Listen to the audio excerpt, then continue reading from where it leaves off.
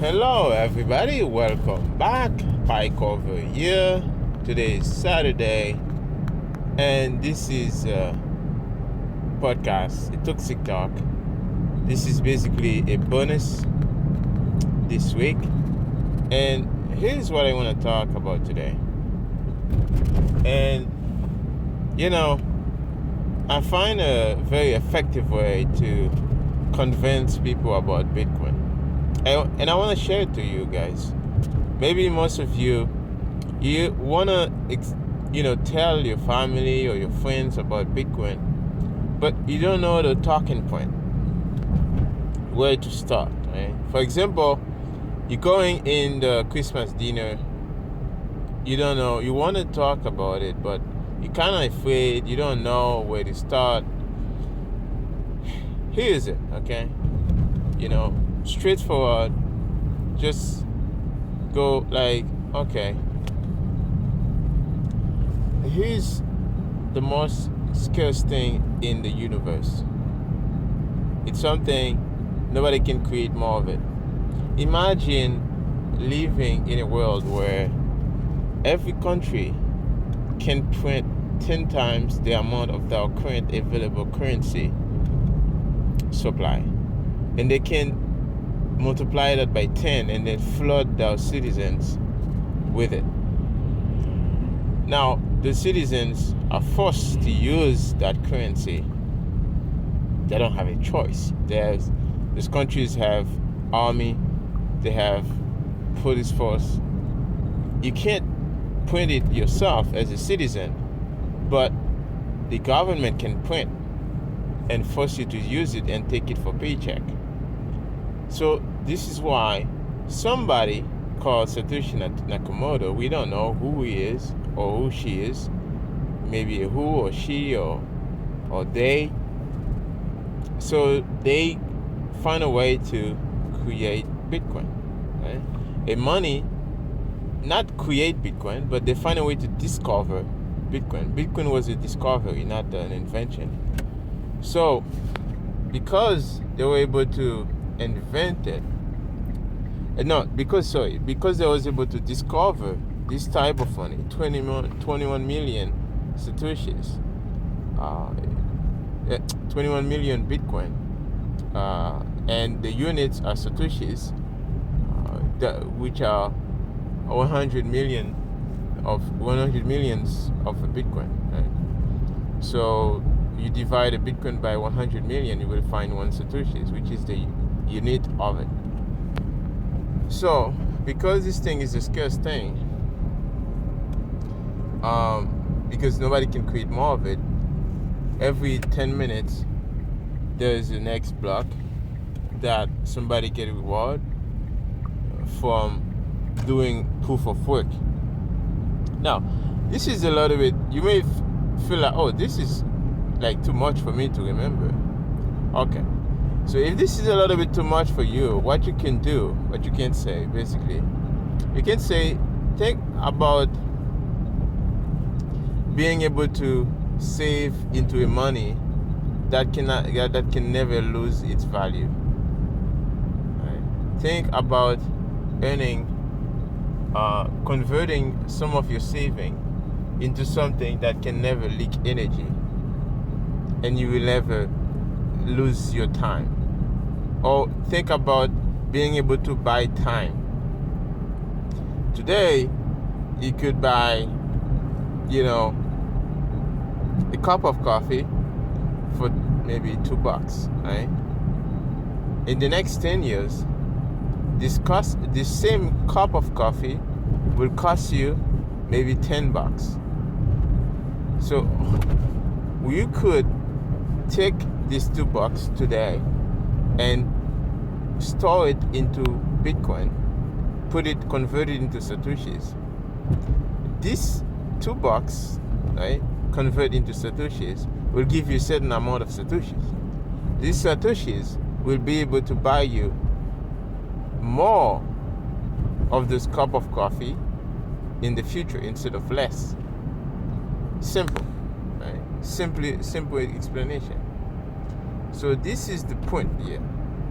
You don't have to go down to money supply or money like corruption, government. If this is a little bit too heavy for your, for your people, for your family to understand, you can just start basics, right? Something that requires energy to produce. It's hard, it's difficult, right? It's scarce, right? The scarcest thing ever. Then they will start to realize. Imagine you could never lose your time. Owning Bitcoin is self-respect, right? You can never lose your time. You when you own Bitcoin, you say your time is valuable, and it's your time. Nobody can print that away from you, right? So these are the things. And also, right? Also, it could go by like, okay, think about when you own Bitcoin, right? If you want to sell it, when somebody sells Bitcoin, it's like you buy insurance for your home. If somebody steals from it, right? If somebody break into your home, you get insurance coverage. They will pay you back, right? When you sell that, right? Or when you don't have Bitcoin, that means you don't have any insurance to cover you. So, of the robbery of inflation, right? You don't have that insurance. But if you sell that Bitcoin back to somebody else, right? Maybe the fear of the market will crash or something nonsense like that, then you selling that insurance, you cancel that insurance. You say, I don't need it. At the same time, they are still breaking into your house. The thief are stealing everything inside your house, and then you cancel that insurance. So that's what you're doing when you sell Bitcoin, and that's what you're doing when you own Bitcoin. You're basically saying you don't need insurance. Right? So that's the problem here. And who is breaking into your house? You guessed it. So this is the reality here, and this is one of the ways you could explain them. And also, think about it.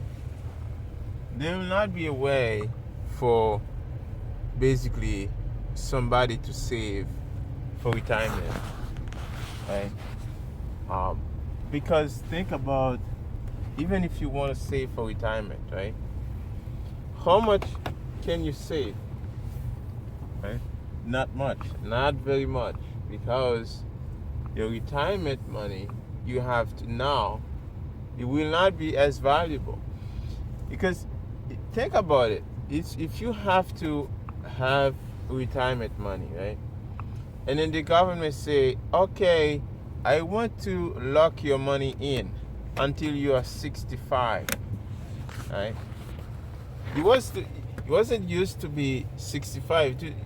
Maybe it was lower than that. Now you have to wait until you're 65. Think about it. How many people get to the age of 65? What happened to all these people who were dead before they get to 65? You see, it's a big scam. So it's a trick.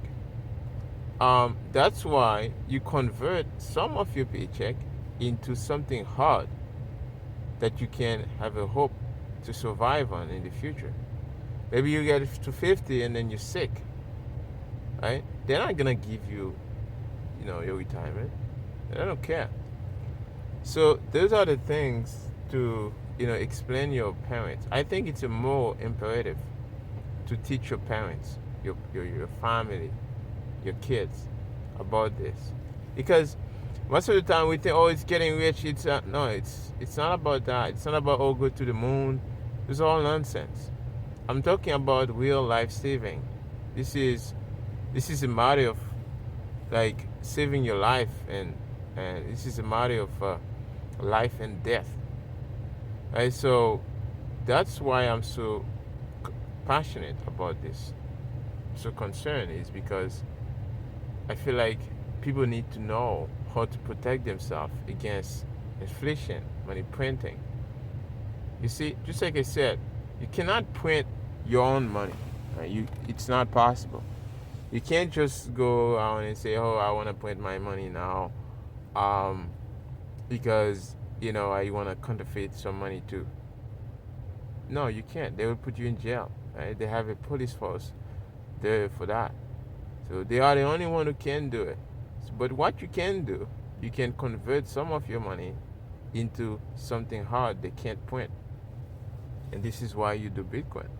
And when you do it, don't leave it on exchanges. Don't be like a dummy. Leave it on exchange and they steal it from you.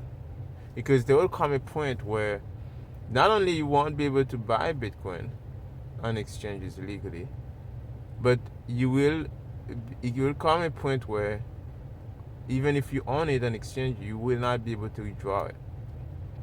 They will close all the gates, so you can't remove it from the system.